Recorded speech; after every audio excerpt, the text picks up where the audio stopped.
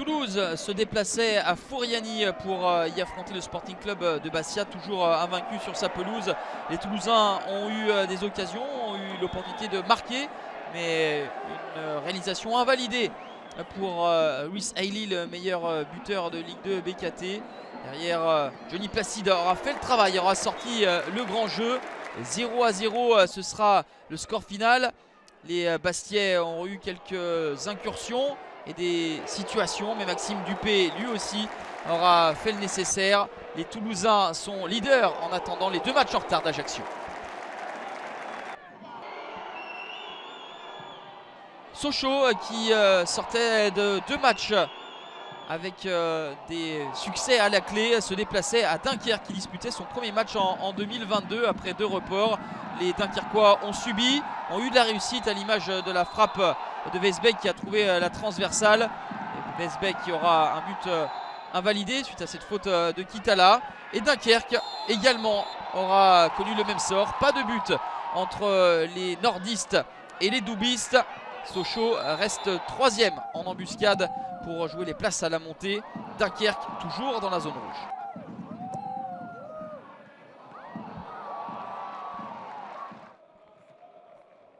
Après avoir alterné 2 défaites à domicile et 2 victoires à l'extérieur, les Havrais 6e voulaient de nouveau être conquérants au stade Océane, mais étaient tout proches de se faire surprendre suite à cette frappe de Dembélé. Ce sera l'une des rares opportunités des Ruténois dans cette partie où les Havrais auront beaucoup tenté, à l'image de ce ciseau acrobatique d'Alioui.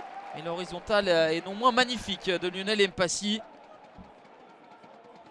Une large possession, 14 tirs pour les hommes de Paul Le Guen, mais 3 simplement auront été cadrés au final. À l'image de cette frappe dévissée, le Havre aura eu des occasions sans marquer. 0-0 entre le HAC et le RAF. Dijon qui s'était bien comporté sur les derniers matchs, notamment à l'extérieur, voulait retrouver tout son allant à Gaston Gérard. Et s'il y a eu du déchet en première mi-temps et pas de réalisme, ça a été le cas en deuxième avec Aurélien Schedler qui à la 49e marque son 8e but de la saison. Réaction des joueurs de QRM avec un but qui a failli être inscrit contre son camp et le retourné acrobatique qui passe à côté du montant de Baptiste Rouanel. La réussite pour les Dijonnais qui s'impose 1-0 face à QRM.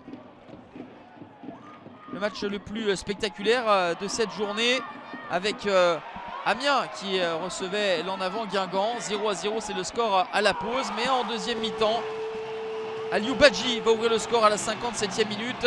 6e but de la saison pour l'attaquant sénégalais qui va s'offrir un doublé, son 3e doublé de la saison. La faute de relance de Dominique Youfegan, la transmission de Loussamba pour Aliou Badji et de 7 pour le joueur prêté par le club égyptien d'Al-Ahly.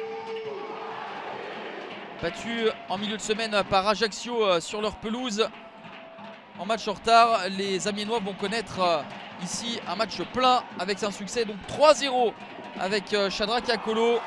Amiens s'impose pour la 3e fois en 4 matchs à la Licorne et remonte à la 13e place à 2 points d'en avant Guingamp, 12e.